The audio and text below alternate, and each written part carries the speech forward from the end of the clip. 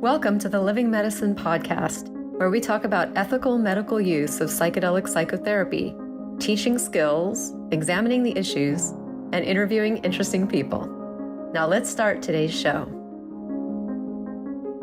Hello, everyone. I am Dr. Sandy Newis with Living Medicine Institute, and Living Medicine Institute is a business that provides resources and training and content and community for professionals, clinical and medical professionals, and interested folks who are interested in this psychedelic-assisted psychotherapy and the practice of that.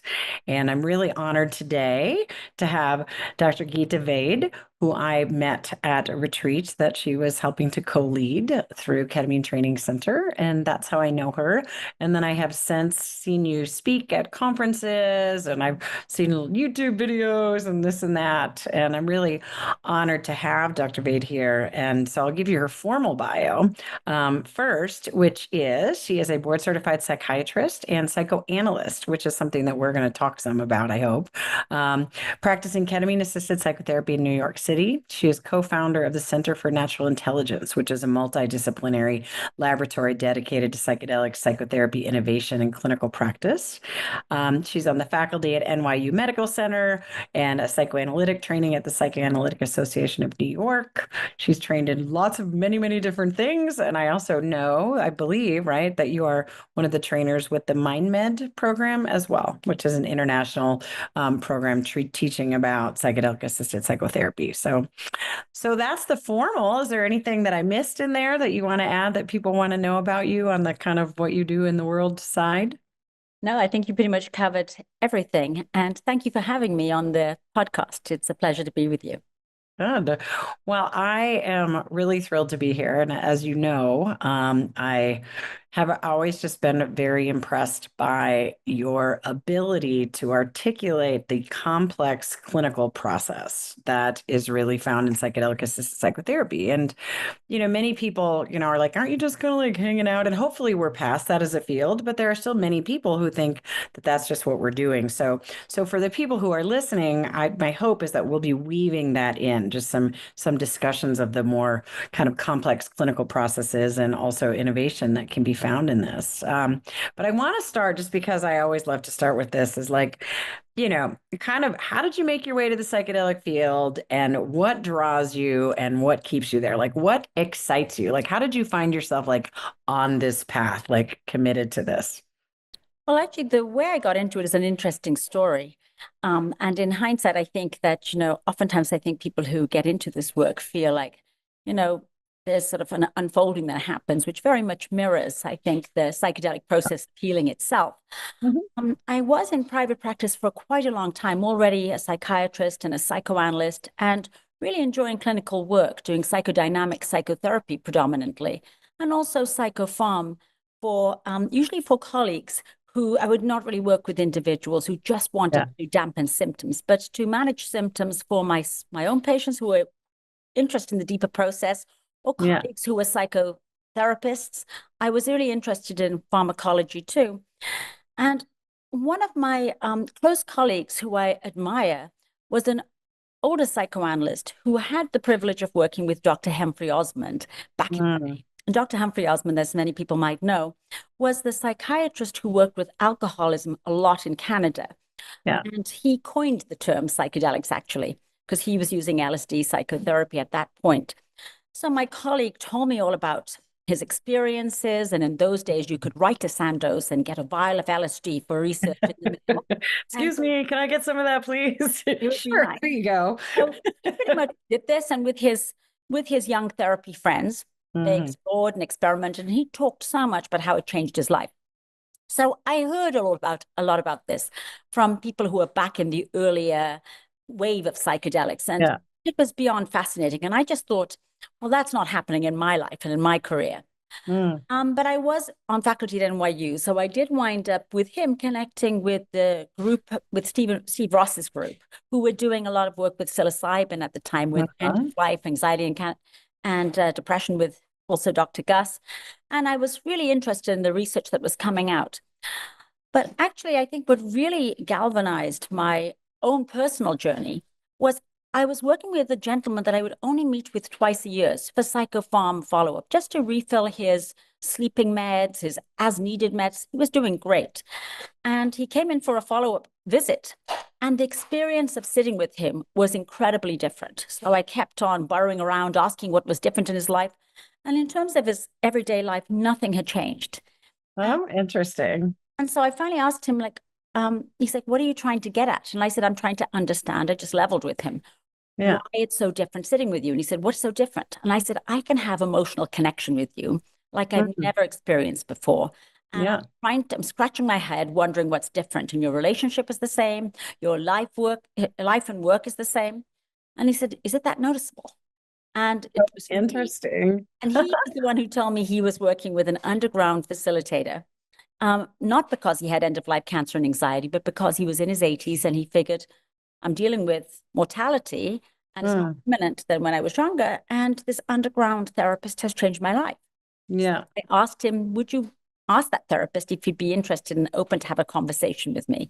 And I think that's really where I got much more intrigued, because that person who's now become a friend, mentor, colleague, he really spoke my language as a psychoanalyst and really showed me with this one person how this was possible. And really, in my own experience, I saw the access it allowed one to have. And the healing potential became very apparent to me. And that sparked my journey.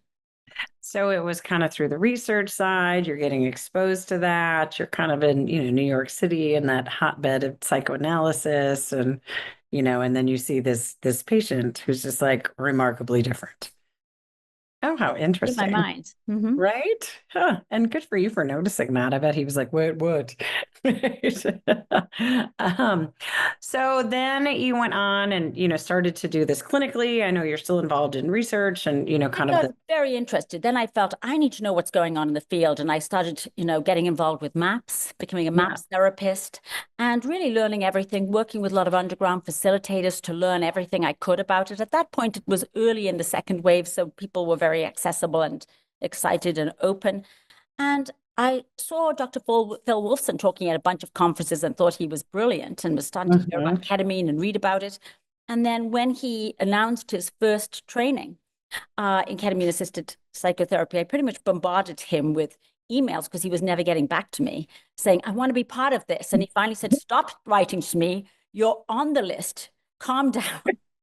Okay. Go to the training, and got very excited about it. And he invited me to teach at the Ketamine Training Center, and it really transformed my practice, because here was the medicine that was available, short acting and very much user-friendly right now. Good. Great. So let's just to give a little context, we don't need to get in all the differences or routes of administration and stuff, but in your clinical practice, so just so that people have context, like what route of administration do you use? And, do you have like a large practice, small practice, medium practice? And then do you have a clinical specialty? So I want to get into the clinical process next, but I just want to make sure that people have context. Yeah, I have a small private practice in New York City. It hasn't really changed in a way that much from when I first started off in terms of my interest. Everything has changed because I'm now a psychedelic psychotherapist. But I work in my practice and I work with ketamine. I use the intramuscular administration. So that's pretty much what I use for a variety of reasons. I was using lozenges and intramuscular, but there's a lot of issues with me getting lozenges these days because of the businesses. I'll lose my ability to get the IM if I use them. It's a whole complicated thing that many people are aware of.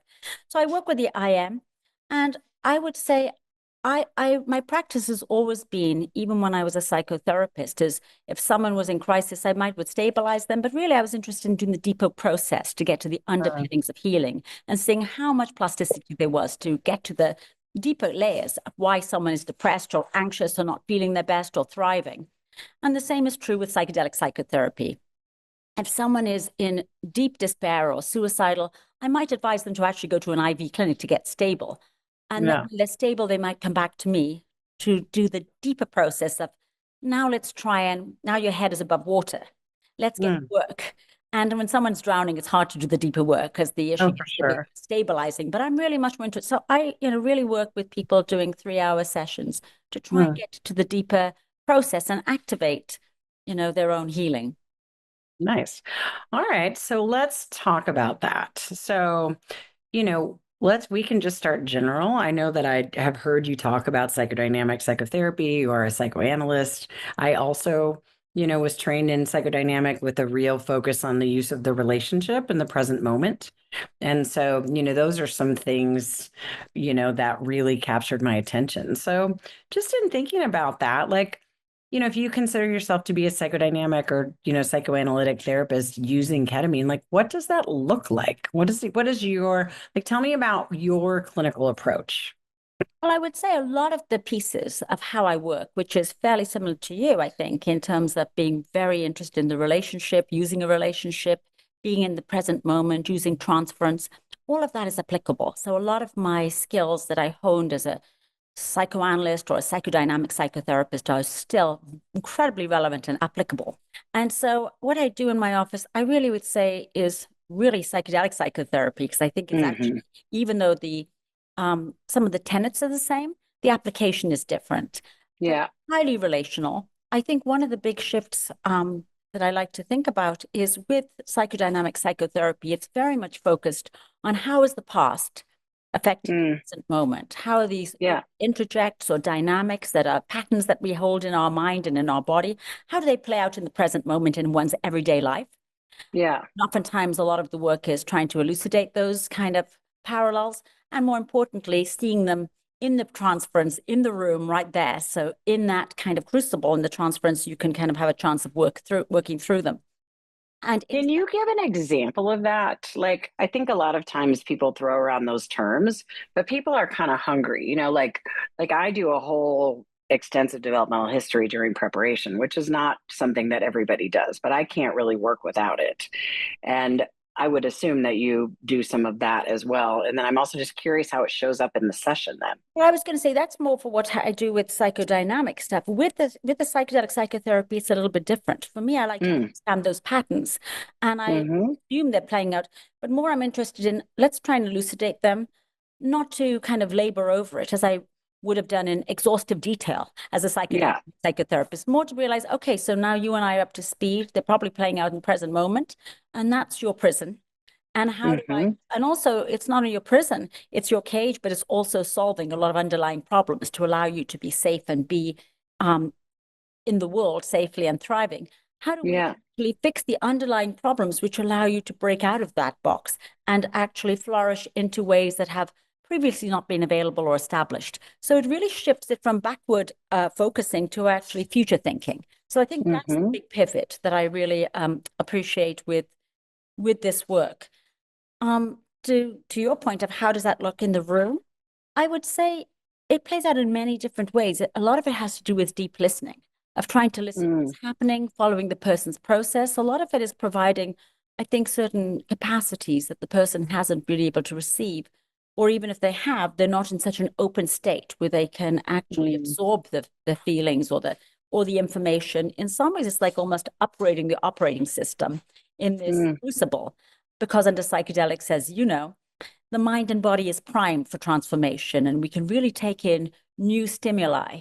And, it has to be accurate, otherwise it's not going to resonate. But in that moment, someone is really able to hear and see and be reflected back and understand what's happening.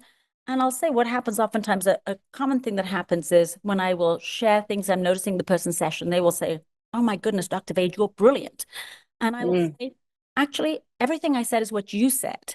I'm very good at listening and reflecting back. And then they'll think about it and say, "You know what? You're right." But That's I never remembered it or been able to see it had you not been able to hold it up for me. And I would say it's a very different, and then there's other subtleties that come with it. But I think that that's a big piece of the corrective experience that's possible. And filling in some of these foundational deficits that we all hold. And then I think from that, almost following what's happening and how do we kind of keep that going so the person can move forward in their life. So when you say corrective experience, are you talking about that witnessing? I know people use different words. So what you just said, the attunement, the witnessing, the mirroring, the noticing what they're saying, the awareness of their patterns, the it sounds to me like you're talking about the felt sense of them being in relationship with you. Is that Yes, what you I mean think by there's that? a lot of attachment stuff. So a lot of the things you mentioned, I think, are there, but it also plays out so uniquely for different people. And I'll give you an Mm, example of how it can play out in very unique ways because we're all so different. This is a gentleman, an older fellow I'd been working with successfully in psychodynamic psychotherapy for a few years, and he'd done quite well. And when he did his first ketamine session, we had a long history of working together well. I was really a bit puzzled because he listened to the music, and with my office, I kind of like to have the music be in a speaker so that we're both held in the music. So the music is the yeah. container within the room.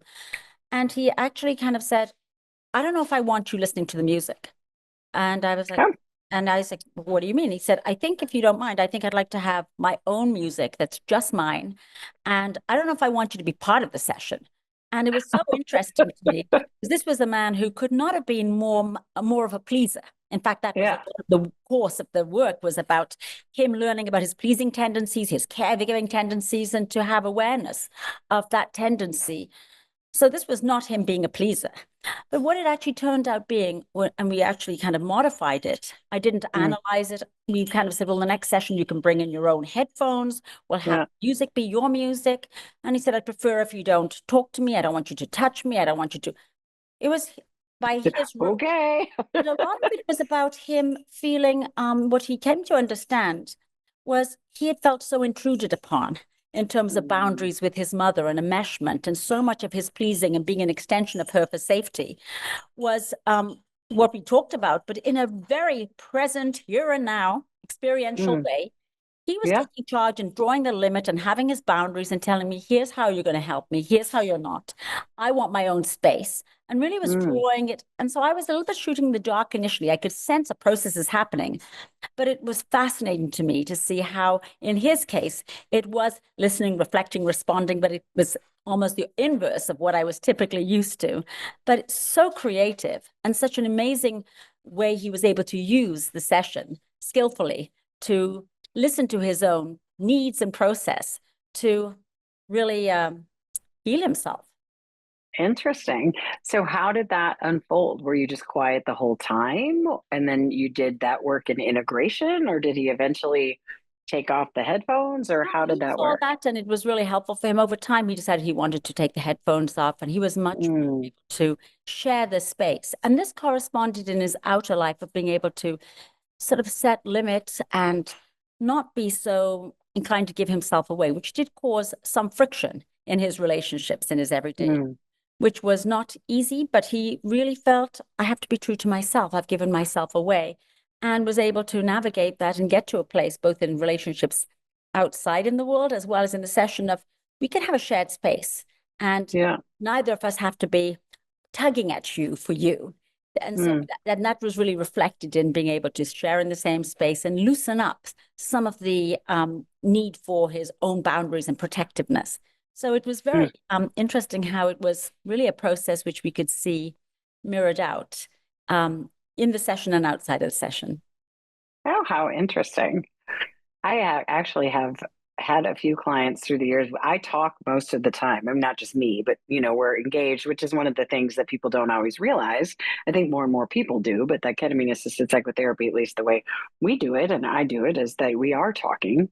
But I occasionally I'll have somebody who just wants to quietly sit there, and that the feeling into just the fact that I'm still there and I'm still with them, that we're not just sitting there, like they're still feeling, I call it like in the bubble, like we're still in the bubble with them.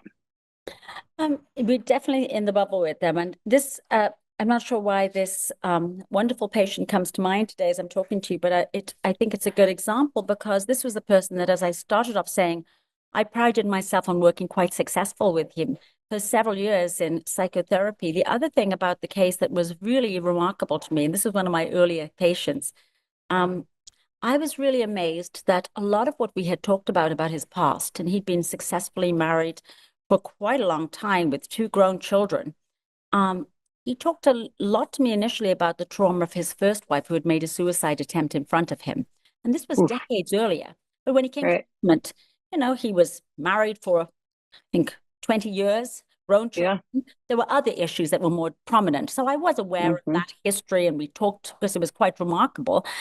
But I was shocked that all of that came up in a very vivid way, which was, of course, trauma that had been suppressed, but was really suddenly available to be processed and felt together. And it wasn't that I didn't know this stuff, but I this time was listening to it and feeling together what the pain was. And it was really a challenging session for me because as he was then burdening himself of the experience and in a way recounting exactly what happened in painful detail, I was sitting with him and it was almost like he was processing it and passing the feelings to me, and for me to, in a way, digest what was intolerable for him. Yeah. It was heavy duty work and beautiful work. And I think that's what's interesting for a lot of people is sometimes ketamine can very much mimic how we think of MDMA psychotherapy. I think enough people have these visions that MDMA is for PTSD and ketamine is for depression, and all bets are off when it comes to healing and psychedelics. Oh, I'm so glad that you said that because I see MDMA like effects all the time. Like, I mean, I do series. I do like 6 sessions over 3 to 4 weeks. And so they build on each other. And then we teach from that perspective. And I think when you're in that, we can bring in like Goldolan's work about the, critical reward learning period and what happens there with the neuroplasticity. But, I see this huge relational trauma processing thing when the container is created in that way. So I love that you said that. So please share more of your thoughts about that. Well, I just think that I'm really interested in the process because it's so remarkable to me how healing happens and how unique it is to each of us. And I would say for me, and I think you just sort of, very much kind of said what to me is the most magical about this work, when I can be in a process with someone where I feel like in session number 4, I can look back and see how it arrived from session 3 or session 2. And I could have never from session 2 predicted where it was going to go. I know that something is happening and there's a real unfolding happening. And that to me is, something I keep an eye on, because if we can achieve that to me is, we're where we want to be. Yeah. So your approach to working with trauma, like, can you say, everybody kind of has a different approach depending on where they come from and their background and their training. Like, how would you describe your approach? And once again, just, like, just kind of to name it, like when I first started in the ketamine field in 2019, people were saying like, no, not ketamine for trauma, that's bad, which I think probably comes from the ketamine clinics where there isn't psychotherapy. So that's just to kind of inform people as we're going through it. So, what are your thoughts on how do you work with it, the effectiveness of the use of ketamine specifically for trauma, and what have you seen in the relationship to what you've also seen with MDMA? I would say for me, the way I work with it is I think I've gotten more skilled. And of course, it is a never-ending process. Right. I do feel like, for me, I think if I look back, I feel like I was so much fancier when I first started and so much more cautious. And now I feel like I'm less fancy. When I say fancy, I had all of these interesting protocols of how to work with patients and different. I love them. Use the word fancy. And now I feel like what I really am is much more skilled at listening to the process, trusting the process, and following the person's process, which is way beyond anything I could conceive of or anything I could imagine. And I think that's been really helpful, because I think early on, if someone had a really difficult session or a dark session, I would be a bit concerned, is this helpful? It's really useful for the person. And now I have 100% conviction that those are the sessions where the person is really safe enough to grow themselves. Yeah, nice. A lot of it has to do with, I think one of the pieces that I value about the work is, for me, healing is really growing ourselves to be able to hold both the dark and the light within us, and to really be able to, not work it out or metabolize it. Sure, but some of the stuff might be just through life. We have to just grow ourselves to be able to not suppress it, not to use so much energy to avoid it or to cope with it by evacuating it, instead of being able to grow ourselves to process and ride through the feeling states, both internally and then through life, so you can have more of your energy available to be alive. And so I think that's a big aspect of trauma and healing. And so to your point, how do I work with it is I really try and follow the process and I try and open up a process with a person. And if Uh-huh. that can happen, then I feel we're doing something right, and I trust and I'll follow it. And the person does it at their own pace. Sometimes it's a lot about building safety. Other times the person is ready to dive into the work right away. Mm-hmm. Mm-hmm. Good. So you've mentioned attachment, and when you're talking and the person feels safe, the person feels like they're ready to do the work. I mean, to me, that's inherently relational, like that you're building safety with them. And what are your thoughts on working with attachment, which is inherently part of trauma? And I mean, I will say that early on when I started doing this work, I've been doing it since 2019. There were some times when what I now think was attachment stuff would come up and the person would get kind of resistant or want to kind of pull back, or maybe they wanted to do it on their own. And I think I have also kind of learned different techniques because that's not happening anymore. But I do think there's something about the intensity of the relationship that can be really healing, but may also sometimes people bounce off of that. I'm just curious about your thoughts. I'm really glad you mentioned it. I think that psychedelics really allow us to get to the deepest stages of healing and deep attachment work, which I think in some ways is the underpinning. In a way, trauma happens on the matrix in which the person is receiving the trauma. So, two people can have the same traumatic event, and one person could be less scathed by it than someone who had Mm, a history of trauma where it sort of evokes. I was just talking to a new patient yesterday who was telling me how there was a big betrayal in his business, which mm, which would be traumatic, I think, for most people to have a big betrayal in a business venture. But for him, it was a bit of a double whammy because he said he'd been bullied in high school for many mm, years. And suddenly it felt like not only was he being betrayed in a business venture, they were very bullying towards him. And then it opened up this history of being bullied, which then had even earlier roots. So I do feel like attachment, in a certain sense, is the earliest kind of matrix with which all of these later events reside. And the other part of it is, in psychedelic psychotherapy, I think we talk a lot about how we heal ourselves. And I think mm, I've even said that a bunch of times already, how much I like to follow the person's process so they can do their own healing work. But I think that's 50% of it. I think we heal mm. ourselves, we heal each other. And I think Yeah. that I really think the balance of that is 50-50, which I don't think too many people in the field think about. I think they think it's largely the person. And I think we heal ourselves and we heal each other because I think we can't see ourselves. So we need Oh, another person yeah. to witness us. And that's a skill that I can say that we have to cultivate within ourselves. Mm, And so I would say that to me, everything, I think relationships are the crucible for healing.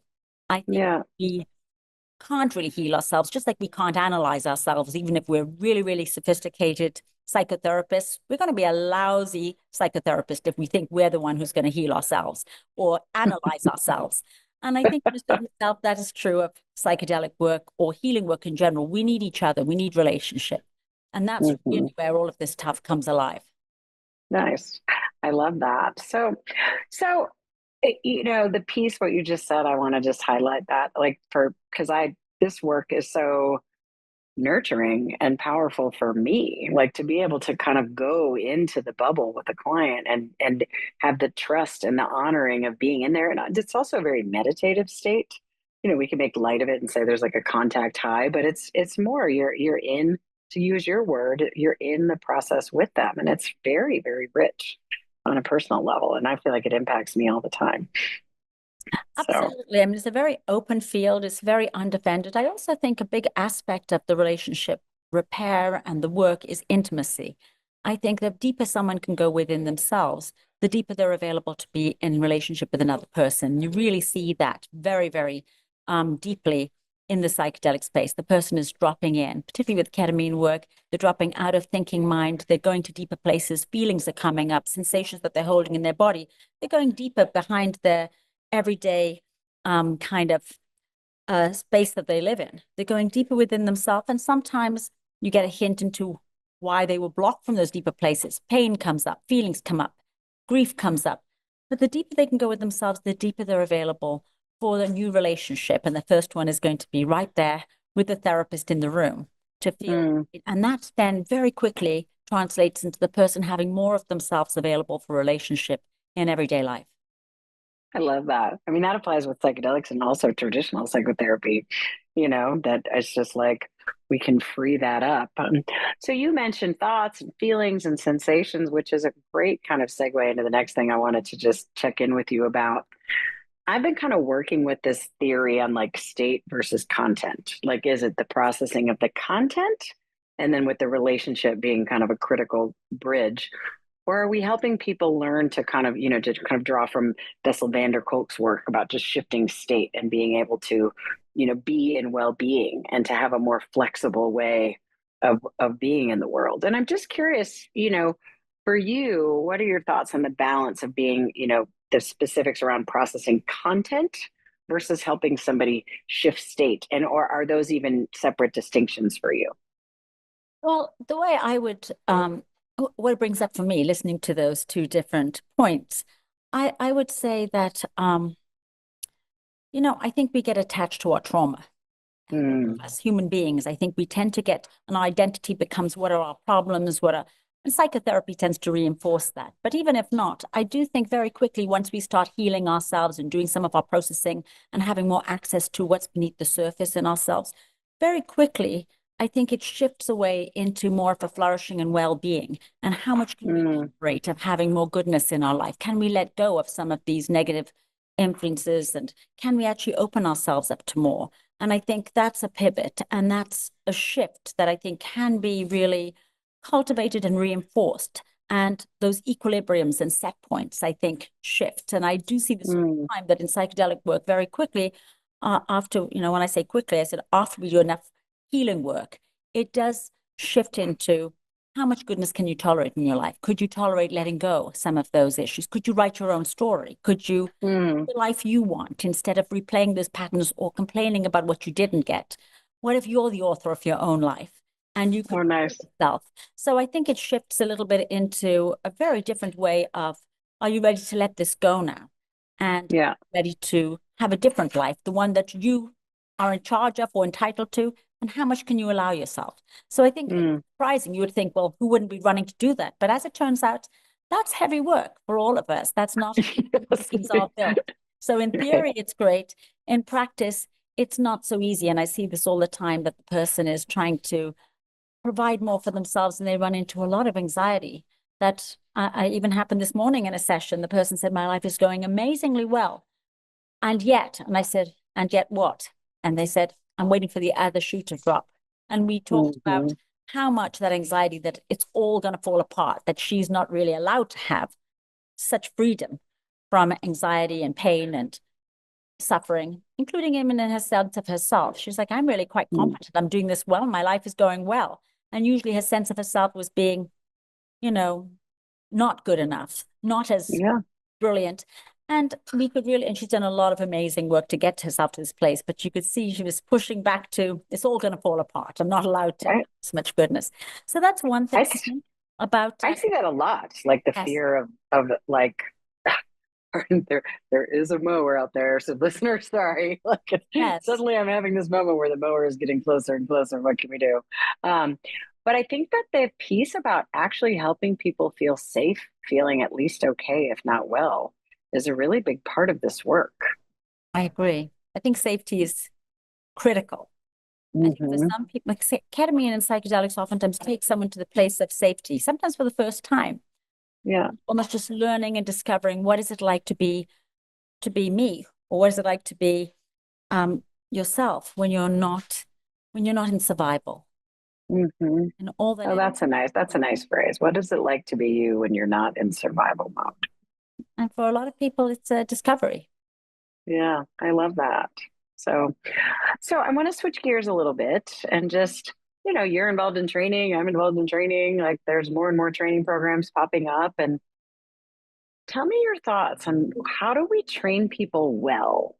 Like, what do people need to know? And what's the mark of a good training program? And those of us who are in it, like, what do we need to be focused on? And if somebody's looking for good training, like what should they be looking for? No, I think that's a really challenging question. Like, how do you... It's a huge question. Yeah, I don't think it's an easy one. I like this interview and the podcast focus, because you're really focusing on process. And I think that to understand the process in some ways, from my way of thinking, I was a psychiatrist and I did a lot of training, and then became a psychoanalyst. And actually, I think it was really from my own self-work of understanding the process of psychoanalysis. Certainly, I learned a lot from having many patients in psychoanalysis with me and going to supervision and reading the papers. But the critical piece for me was not only the didactics or the supervision, it was really understanding through experience. And that's what you have to do if you become a psychoanalyst. You have to be in your own analysis, which for me went on way too long. 8 years for a long time. That's a long time. One thing it did do is it really helped me understand the process. What is early stage psychoanalysis, mid stage, all of that. And I think that you don't have to be a psychoanalyst and go through that to be a psychedelic psychotherapist.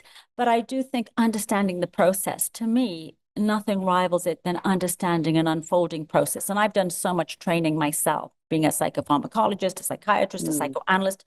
And I can say, speaking for myself, nothing prepared me for the psychedelic psychotherapy process. I had to go through it myself to understand it fully in a way that gave me a sense of how I can best support another person. So that's one thing that it depends, I think, on how you're working. But if you're doing the kind of deep process work, I think that's what's been the most helpful for me. And how do we impart what the process looks like so people can understand it through didactics, through clinical experience, through discussions. But I think there's nothing that parallels self-work and self-experience of one's own unfolding.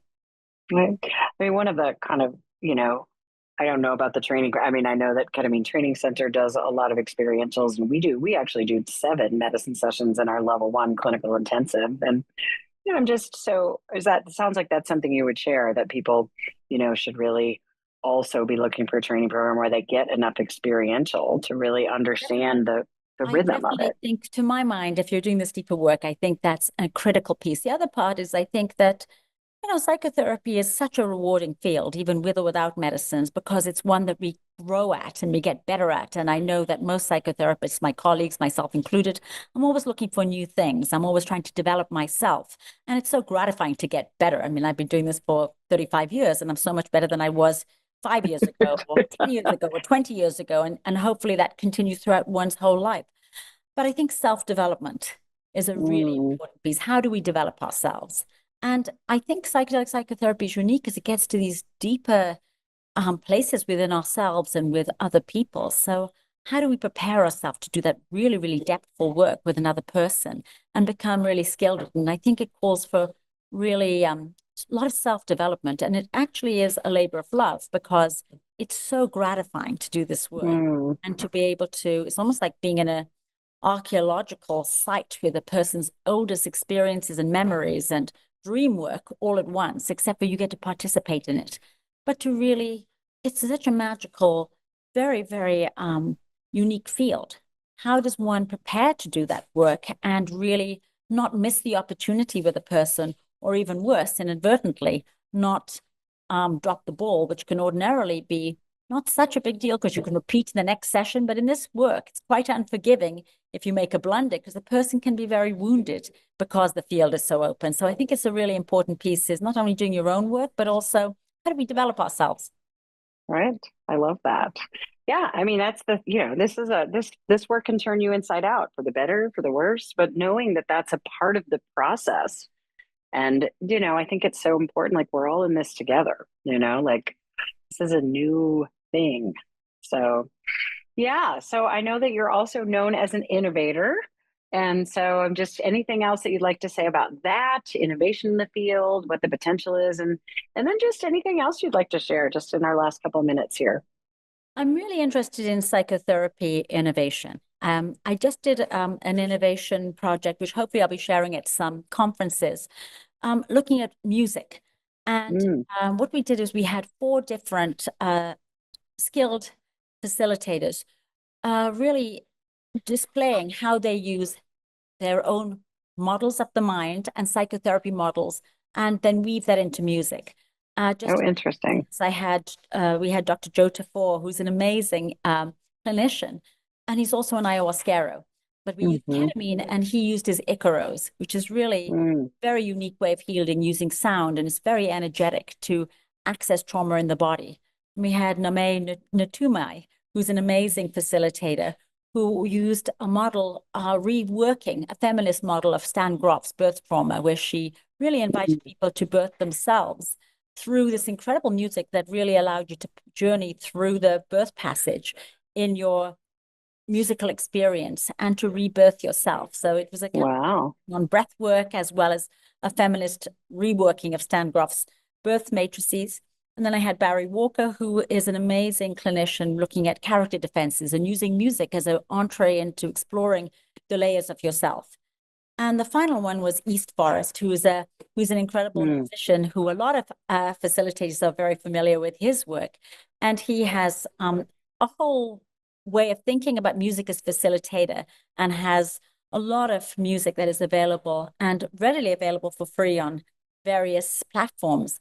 And his thinking about how he uses music for people who, don't have access to treatment. And a lot of people are going to be doing their own work because they can't afford to go to a doctor's or a therapist's office, and how people who are going to be using these tools by themselves, how he thinks of healing and music.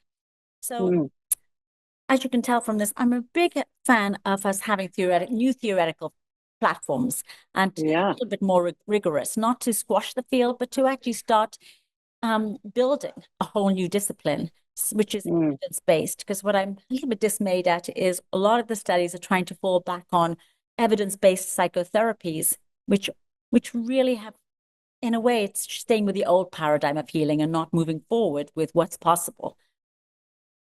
I mean, I share that. I understand from a research methodology perspective that we need to only change X amount of variables, and yet it is time for a new paradigm. It is time to do something different. It is time to look at new ways, and this is an entry way to do that. So I love that you said that. So anything else that you want to share with the listeners or the audience, or just kind of any other thoughts that you have?